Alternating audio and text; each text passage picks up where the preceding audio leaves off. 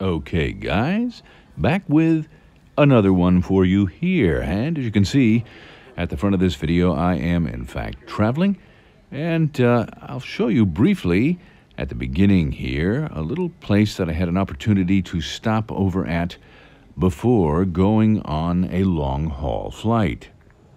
And you can see that I'm within the boundaries of the John F. Kennedy International Airport in New York City, at what was formerly known as the Trans World Airline, or TWA, Flight Center, a terminal for the now defunct airline, which at one time was actually controlled by Howard Hughes.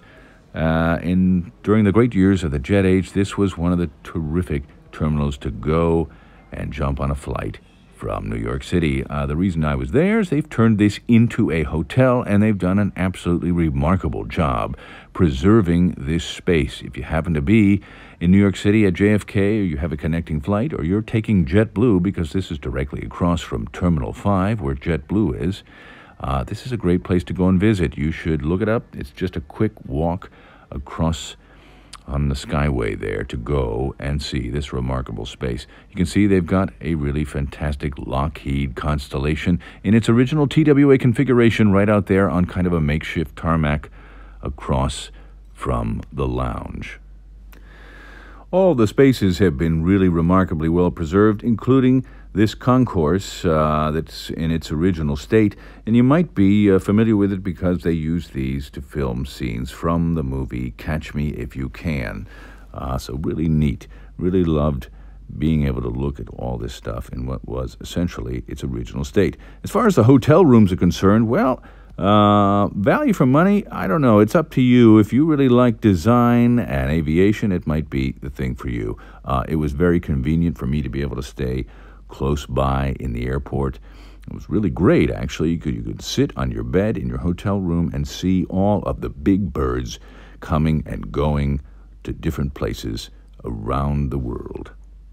And you can see here they've even got a terrific little pool here on the rooftop looking out over the runway as well.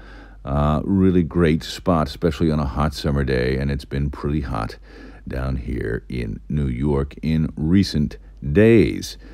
Anyway, guys, well, that was my little front end video at the beginning, and let's take a look at some watches. You can see here I am wearing my Seiko Landmaster AGS all titanium GMT watch. Really great, especially when you need to look at a second time zone. Very handy, very practical.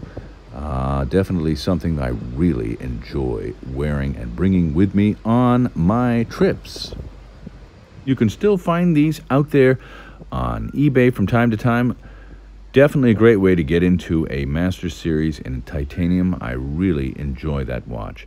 Another great one here is another AGS, in fact, an SUS series, a real beauty from the 90s. The SUS series, very underrated. These also, occasionally you can find these on eBay. They are terrific, terrific buy. I really love the design, the deep inky black dial with the domed crystal. And this is also another one I've been looking for a long time. A 4S15 automatic movement dress watch from Seiko. These, again, occasionally you can find them on eBay. That's where I have tended to look. More often than not, try to find a deal. This is a great movement from Seiko when they redesigned and re-released this back then. Love those. And another one I absolutely love, probably dollar for dollar, one of the best new kind of stealth reissues from Seiko, the Seiko Solar Golden Tuna. Just fantastic. I really love this watch. In fact, I absolutely love it on a NATO strap. I got another chance to also look at this real beauty here. This is the Seiko 40th anniversary Gundam. For those of you guys that are fans of the Gundam anime series, this is the 40th anniversary commemoration of it with 3 watches. They had 3 different versions, and this is the green mobile suit version. Really loved this watch. Love this OD green color.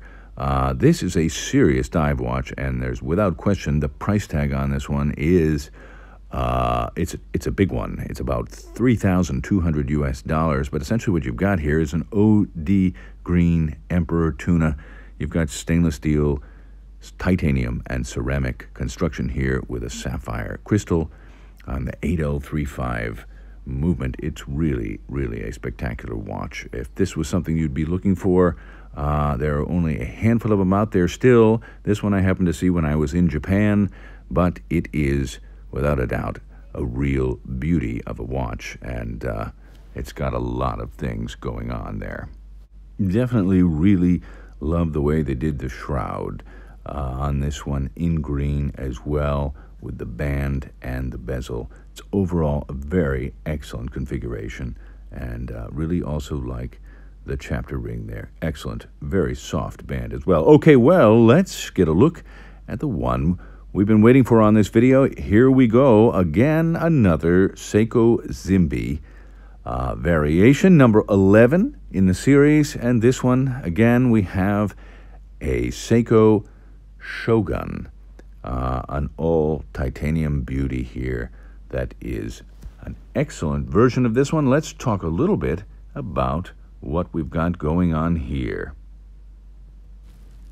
And we've got another interesting Zimby release with this color configuration, and one of the great titanium watches that Seiko has produced at this price point of all time, as far as I can see, in terms of its design, its sizing, the way they've done things with the band, the links. Everything about it is really one of the greats, and for those of you guys who are familiar with this watch, you know that it really wears beautiful on the wrist. You can see this one has sapphire crystal, which is a departure from what you can normally buy with the standard configuration.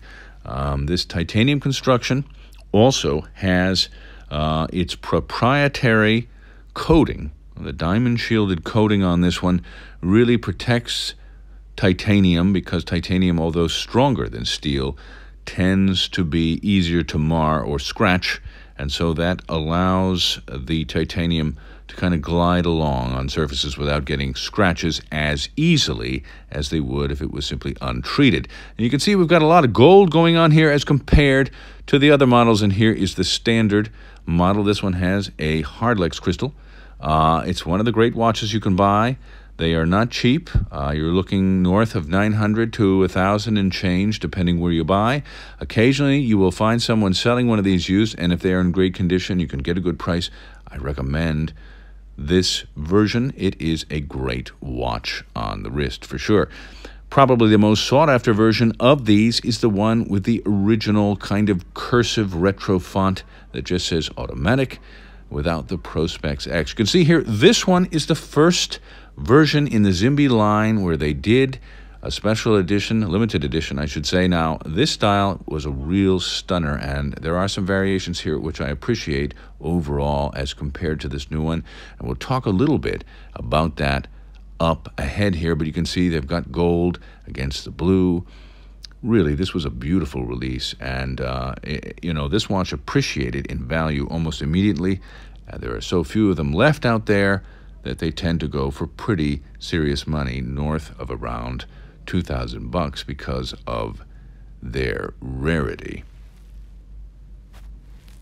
But you can see here again in the muted light, this one really does look quite spectacular. I really do like this red dial. Unlike the blue model, which you just previously saw there, this has a pearl sheen or sunburst dial. So depending on what light you've got it in, it has really interesting looks, especially with the bezel insert and the gilded hands and the indus on this one. It is for sure a looker, really a pretty one to see in person, and on the wrist also quite excellent. Now we of course have, in addition to, you've got your sign crown there, obviously with this one, beautiful brush and polish as always, especially with this level of watch from Seiko.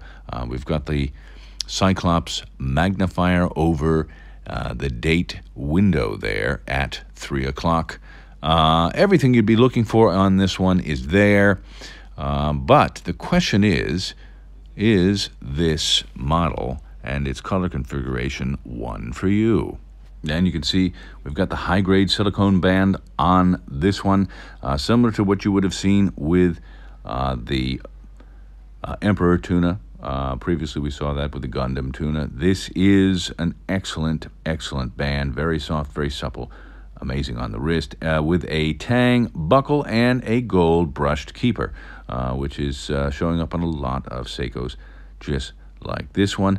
This will be included in the box when you buy this watch. Now, right now, this watch is pricing in, and here's what's curious. This one is pricing in north of what the blue model was pricing at when I looked at it originally. And that is interesting because we're basically looking at the same watch with a different color configuration, and in fact the blue one had slightly fewer. It was like mid to high 400s was what the release was, so that's interesting. I'm looking at around 1,500 and change, even with discounts. Occasionally when you try to procure one of these and you're in Asia, you might be able to use credit card points to reduce the price, but that's what it's looking at right now, about $1,500 US. After you do the currency, you convert this, you're looking at that number. Right now, the Thai baht is quite strong, so that is another factor there as well. You can see here on the case back, we've got what signifies the fact that it is a Zimby with some really fine-tuned laser etching. So that really is the ultimate question. Price versus the color configuration. Is it something that will catch fire here with all of the guys that really like to get a hold of one of these limited editions from Asia? They will certainly find their way into the secondary marketplace. It'll be interesting to see how these trend in pricing. You can see, though, this color configuration certainly is beautiful. On the wrist in muted light, I was impressed with the way this thing looked, and red is an unusual color for them at this moment in time. In fact, there's such a saturation of blue watches coming out from Seiko that I would think that this variation may prove to be very interesting for the collectors, guys that really like a great dive watch, a very wearable, classic design, done quite beautifully with this color. Again, though, secondary marketplace pricing should be interesting. We'll have to see how that goes. At the time of this video, though, the initial offering price is around $1,500 US. One thing to note on this one, they have not put on the dial, as they did with the blue version that came out first in the Zimby line, that this is a limited edition. So you get that kind of normal little Christmas tree down there at the bottom with automatic and the Prospex X on the dial. As mentioned, this does have the Cyclops date magnifier at about 2x. I found it to be centered perfectly, crisp, well, easy to read. I find that these work really well with just a simple date complication. Some of you guys do not like when they put the candy bar Cyclops date magnifier on one of the Seiko Day dates, but this one works quite well, and I don't find it to be something that really takes away from the overall look of the watch. There are ways, a lot of guys will take a small butane torch to these and cook them right off the glass, although you can run into trouble with that if you don't do it properly, but there are ways to do that. I find that when a collectible watch like this, you buy one, you just try to keep it in its original state. I'm something of a purist when it comes to that. Anyway, on the wrist, now I put it here first on the salesman's wrist. He's got a small wrist. You can see, although this is a larger watch, this does still work fairly well on the smaller sized wrist. It does seem to work quite well when you're in and around 7 inches and north of that. But anyway, this one is 43.5 case width and about 13.3 millimeters tall on the wrist, so a very nice sweet spot size. Bezel click on this one, pretty good. Not the most refined, actually, which I found also curious as compared to the blue model. 20 millimeter wide lugs. Again, a real sweet spot size. You can see it here on my wrist. Okay, I'm about 7 1/4 north of that, my wrist, and I find it to be one of the great sweet spot fit, finish, feel, wearing watches across the board. I really love this watch. You know, if you can get a hold of one of these, it's absolutely something I think you'll really enjoy in your collection without a doubt. Now, this version is the question. The color is pretty gorgeous, guys, I've got to say, although some guys might not like the gold, the red, the silver, but it really is impressive in person. And again, this configuration in terms of the design of this watch is pretty spectacular. Overall, guys, I really do like this release. What do you guys think about this one, the Red Shogun? Is this going to be one you're going to go out and look for? I will say, typically, when you see one of these, 6R15 movement, by the way, guys, about 41-hour power reserve. Some guys say, hey, at this price point, I'd like more refined movement, but it's one of the great workhorse movements in the diving watch category from Seiko. I find it to be proven, really reliable, and absolutely solid. It does the job quite well. So do tell me, guys. Leave a comment. Definitely leave a like, subscribe if this is the first time you've seen one of my videos. I've got a lot more stuff coming out from Asia here as promised. Again, I'm on the road, but I am doing my best to get these up for you. And would love to hear your thoughts on this new one from Seiko. Without a doubt, it's a beauty. But again, it could be a polarizing variation in terms of its color configuration. Would love to get a sense of what your thoughts are on this one. And, you know, I think that this is definitely a really interesting release from Seiko, especially in this Seiko Zimby line of watches. Okay, guys, well, thanks again for watching, as always. Love the fact that you guys keep coming back to check out my videos when I can get them up. And I will definitely have some more stuff up again for you here soon. This summer, still going strong, and we'll definitely look to get some more new releases. I've also got a couple of videos I want to do just talking about watches I think are great buys in the Seiko line and some other manufacturers. I've got a Citizen one here that I've got kind of in the pipeline. I want to get that one up for you guys very soon as well. Okay, guys, well, thanks very much for watching once again.